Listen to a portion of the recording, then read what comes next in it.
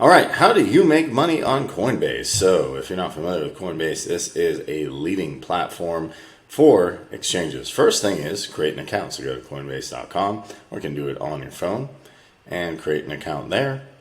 Do the KYC, fund your account. Now, they have different payment methods you can do that with, bank, ACH, PayPal, all that stuff. And then after you're done that, there's different ways to make money. You can stake, which is you buy some Ethereum, and then you put that Ethereum away and get rewards. You can have Coinbase Earn. That means you take some quizzes or things like that, videos, and then they'll give you actual currency. Then you have the wallet. You have different DeFi options. You have USDC.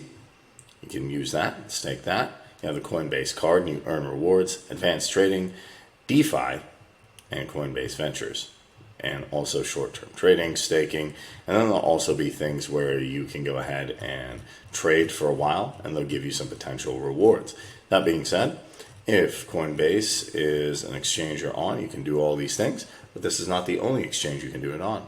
You can do it on Binance, and another great place to earn rewards is crypto.com with the crypto app.